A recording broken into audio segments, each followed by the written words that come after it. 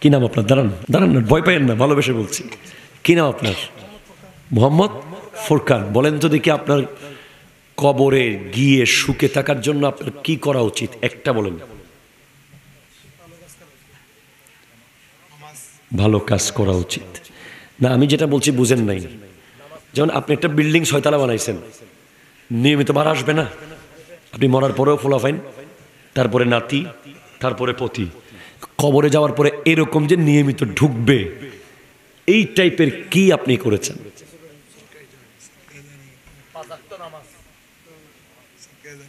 নামাজের তো সওয়াব আছে, কিন্তু আপনাকে এমন একটা কাজ এখানে করে যেতে হবে, মেশিনের মতো এটা চলতে থাকবে, কবরের সওয়াব ঢুকতে থাকবে। যুবকরা বুঝেছো তোমরা কেউ? দেখি একজন হাত তোলো তো, কে বুঝাতে পারে বিষয়টা? বলো, তুমি বলো। আমার যেহেতু আমার জন্য সব জায়গায় আমার সাদকা দিতে হবে, সব ভালো জ্ঞান দিয়ে যেতে হবে। যারা এই জ্ঞানগুলোতে আমার জন্য দোয়া করবে, তারা যতবারই এই জ্ঞানগুলো ইউজ করবে, ততবারই আমার সব পৌঁছানো হবে কবর। Very excellent, very excellent, outstanding. এই যুবক অনেক ভালো বলেছে, মাশাআল্লাহ। আপনি 5টা জিনিস মাথায় নিয়ে যান। আপনাকে আমি বলতে পারবো, দুনিয়ার জন্য হলে 5টা। একটা 6 তলা বাড়ি বানান, একটা 10 তলা মার্কেট বানান, একটা খাতুনগঞ্জে একটা ফ্যাক্টরি দেন। এরকম 5টা দুনিয়ার জন্য বলতে পারবো। আর কবরের জন্য যদি বলেন, আমি আপনাকে বলবো, কোনো এলাকায় পুকুরে ঘাট নাই, একটা পুকুর ঘাট বানিয়ে দেন। কোন এলাকায় টিউবওয়েল নাই, একটা টিউবওয়েল বসাই দেন। কোন এলাকার মসজিদে অজুখানা নাই, মানুষ অনেক দূরে গিয়ে অজু করছে, একটা অন্তত অজুখানার কল দিয়ে দেন। কোন এলাকার মানুষ, মুসল্লিরা প্রস্রাব পায়খানা করতে পারছে না, আপনি একটা স্যানিটারি ল্যাট্রিনের ব্যবস্থা করে দেন। এরপরে হাদিস অনুযায়ী যদি করতে চান, এগুলো সব সাদকায়ে জারিয়ার মধ্যে আছে। একটা মেয়ের বিয়ে হচ্ছে না টাকার অভাবে, আপনি তার বিয়েটা একটু ব্যবস্থা করে দেন। এরপরে একটা মসজিদ, একটা মাদ্রাসা, একটা এতিমখানা, একটা হেফজখানা। এখন আপনার পক্ষে কি মসজিদ বানানো সম্ভব একা? না। ইসলাম কত সুন্দর দেখেন, আমার নবী বলছেন, কেউ যদি চড়ুই পাখির বাসা পরিমাণ মসজিদ বানায়, তার জন্য জান্নাতে কামরা বানিয়ে দেওয়া হবে। মুসনাদে আহমদের মধ্যে হাদিস এসেছে। চড়ুই পাখির বাসা সমান কি মসজিদ হয়? হয় না। মসজিদের কোন একটা কোনায় চড়ুই পাখির বাসা পরিমাণ সিমেন্ট আপনার দেওয়া। মসজিদের কোন একটা কোনায় চড়ুই পাখির বাসা পরিমাণ ইট আপনি দিয়েছেন। এরপরে আপনি কি করেন? একটা ছেলেকে আলেম বানান। এরপরে আপনি একটা ছেলেকে যদি আলেম বানাতে পারেন, সে 50 বছর ইমামতি করবে। সেই ইমামতি করতেছে ঢাকা বাইতুল মুকাররমে, সোয়াট ডুববে জুইদন্ডির কবরস্থানে।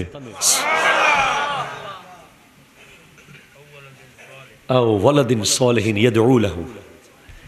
একটা এমন নেককার সন্তান রেখে যান, যে 5 ওয়াক্ত নামাজ পড়তে যাওয়ার সময়, আসার সময় কবরের পারে দাঁড়িয়ে যাবে। কবর, এগুলো করেন, এগুলো খেয়াল করেন। আরো সহজ করে দিচ্ছি, একেবারে সহজ। ছেলেকে সূরা ফাতিহা, আপনার ছেলে আছে না, বাচ্চা ছেলে আছে না, সূরা ফাতিহাটা আপনি নিজে আগে ভালো করে শেখেন, তারপর ছেলেকে শেখান।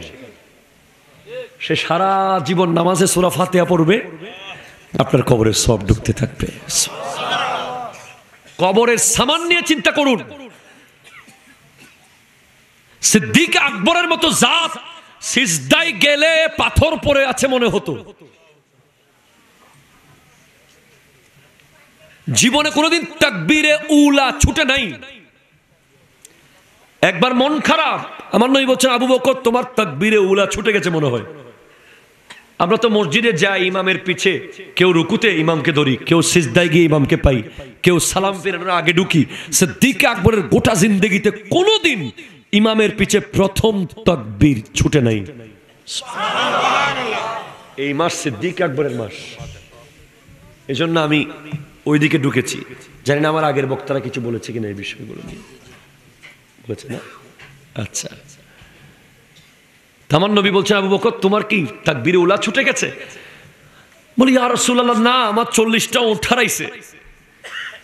ও আচ্ছা আচ্ছা। বলি ইয়া রাসূলুল্লাহ, যদি পৃথিবী পরিমাণ উট আমি মালিক হই, যদি কেউ বলে যে তুমি নামাজে 1 মিনিট পরে গেলে উটগুলো সব তোমার থাকবে, আর 1 মিনিট আগে নামাজে গেলে উটগুলো সব তুমি হারিয়ে ফেলবে, আমি পৃথিবী পরিমাণ উট হারাতে রাজি, আমি ইমামের পিছে 1 মিনিট দেরি করতে রাজি না।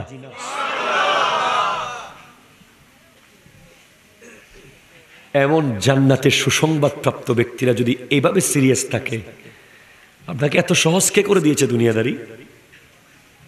ফিরে আসুন। আপনি মাহফিলে বসেছেন, আমি সবাইকে ওয়াজ করি। এই যে আমার ক্যামেরাম্যান দেখেন, হুজুরের মতো পুরা, মারহাবা বলেন না? তোমাদেরও, আপনাদেরও, সাউন্ড যারা চালায় তোমাদেরও, সবাইকে হেদায়েত হতে হবে। এমন না যে আমি তো সাউন্ড চালাতে গেছি আমি ওয়াজ শুনতে যাই নাই, এমন না যে আমি মাইক চালাতে গেছি আমি ওয়াজ শুনতে যাই নাই। না, এই মাহফিলে যারাই এসেছে সবাই আগামী 100 বছর পর এখানে কেউ থাকবে না। কথা বলেন না, ঠিক কিনা বলেন না?